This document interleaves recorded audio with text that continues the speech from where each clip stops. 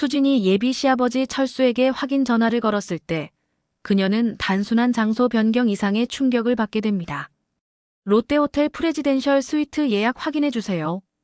철수의 대답은 예상을 뒤엎었습니다. 아니다.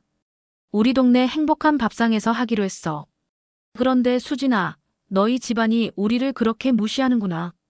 전화기 너머로 들려오는 철수의 목소리에는 상처가 섞여 있었습니다. 수진은 뒤늦게 깨달았죠. 자신도 모르게 계층적 편견을 드러냈다는 것을 말입니다. 하지만 더 큰 문제가 있었습니다.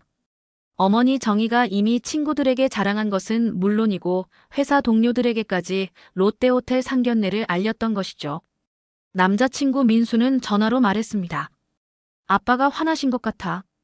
원래 계획을 바꾸시는 분이 아닌데. 수지는 이상했습니다.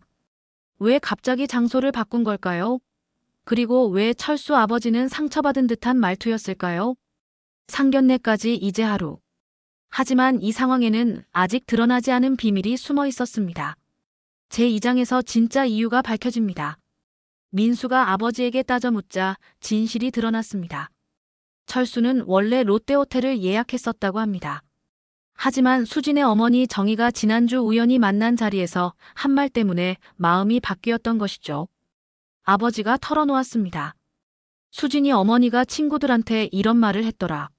사돈이 공장 노동자라서 걱정이라고, 예식장이나 제대로 골라줄지 모르겠다고. 민수는 충격받았습니다. 정희가 그런 말을 했다니요. 한편 수진 집에서는 또 다른 진실이 드러났습니다. 아버지 상우가 사실을 털어놓았죠. 우리도 솔직히 말하면 부담스러웠어. 롯데호텔이면 얼마나 비싼데. 사돈분이 혹시 경제적으로 무리하시는 건 아닐까 싶어서. 두 집안 모두 서로를 배려한다는 명목으로 편견과 선입견을 드러내고 있었습니다. 수지는 깨달았죠. 이 문제가 단순한 장소 다툼이 아니라 서로에 대한 불신과 계층 의식 때문이라는 것을 말입니다. 상황은 점점 복잡해져 갔습니다. 이제 단순히 장소를 바꾸는 것으로는 해결되지 않을 것 같았습니다. 제3장에서 더 큰 위기가 찾아옵니다. 수진이 어머니 정희에게 따졌습니다. 엄마가 그런 말을 했어요? 사돈 아버지한테 상처를 준 거예요. 정희는 발끈했습니다. 내가 뭘 잘못했다는 거야? 사실을 말한 것뿐이잖아. 우리랑 환경이 다르니까 걱정된다고 한 것뿐인데. 한편 철수는 아들 민수에게 더 깊은 속마음을 털어놓았습니다. 너희 어머니가 돌아가시고 나서 너 하나 키우려고 얼마나 힘들었는지 아냐?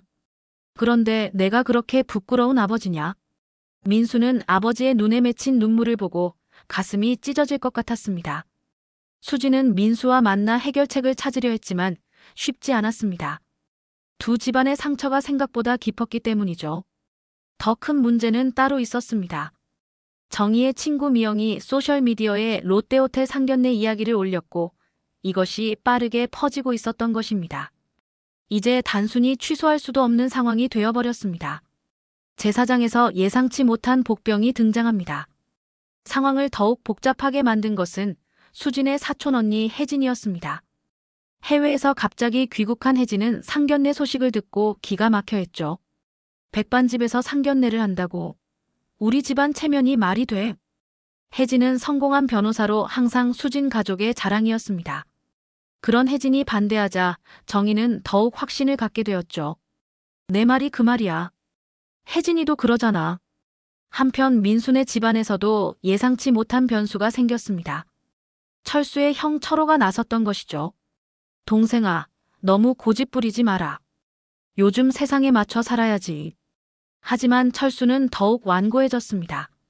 형님도 내 편이 아니시네. 그럼 난 혼자라도 내 뜻대로 하겠어. 민수와 수지는 점점 더 어려운 상황에 처했습니다. 단순히 두 사람의 문제가 아니라 양쪽 집안 전체가 개입된 상황이 되어버렸으니까요. 상견례 하루 전 모든 관계가 얽히고 설키면서 해결책은 더욱 멀어져 보였습니다. 제5장에서 관계의 위기가 절정에 달합니다. 상견례 당일 아침, 민수는 마지막 담판을 위해 아버지를 찾아갔습니다. 하지만 철수의 반응은 예상과 달랐습니다. 아빠, 제발 한 번만 양보해 주세요. 철수가 쓸쓸하게 웃었습니다. 양보라고 하는구나. 아빠가 항상 양보만 해야 하는 사람이냐? 너도 결국 그쪽 편이구나. 그 순간 민수는 깨달았습니다. 아버지가 평생 얼마나 많은 양보를 해왔는지, 그리고 이번만큼은 자존심을 지키고 싶어 한다는 것을 말이죠. 한편 수지는 혜진과 큰 싸움을 벌였습니다. 언니는 몰라요. 민수 아버지가 얼마나 좋은 분인지. 혜진이 차갑게 말했습니다. 내가 사랑에 눈이 멀었구나. 현실을 봐라, 수진아. 수지는 처음으로 자신의 진짜 마음을 마주했습니다. 민수와 그의 아버지에 대한 진심 말이죠. 상견례 2시간 전, 민수와 수지는 각각 중요한 결정을 내려야 했습니다. 가족을 택할 것인가, 사랑을 택할 것인가 하는 기로에 서게 된 것이죠. 제육장에서 예상치 못한 반전이 일어납니다. 절망에 빠진 민수가 마지막 희망을 품고 행복한 밥상을 찾아갔을 때 그는 놀라운 장면을 목격했습니다. 가게 안에서 수진이 사장님 부부와 이야기를 나누고 있었던 것입니다. 수진은 이미 1시간 전에 도착해서 준비를 돕고 있었죠. 민수야, 수진이가 와서 많이 도와줬어. 참 좋은 아가씨야. 수진이 민수를 보고 쓸쓸하게 웃었습니다. 나도 한번 와보고 싶었어. 당신 아버지가 왜 이곳을 선택했는지 알고 싶어서. 사장님이 말했습니다. 철수가 예전에 우리 아들이 아플 때 병원비를 대신 내준 적이 있어. 그때 은혜를 어떻게 잊겠어. 오늘 상견례 정말 정성껏 준비했다. 민수는 아버지에 대해 몰랐던 이야기들을 듣게 되었습니다. 철수가 얼마나 많은 사람들에게 도움을 주며 살아왔는지 말이죠. 수진이 조용히 말했습니다. 우리가 잘못 생각했던 것 같아. 진짜 중요한 건 장소가 아니라 마음이었어. 하지만 문제는 아직 해결되지 않았습니다. 양쪽 가족들이 오기 전에 어떻게 이 상황을 정리할 것인가 하는 것이었죠. 제7장에서 진정한 상견례가 시작됩니다. 상견례 시간이 되자 양쪽 가족들이 하나둘씩 도착했습니다.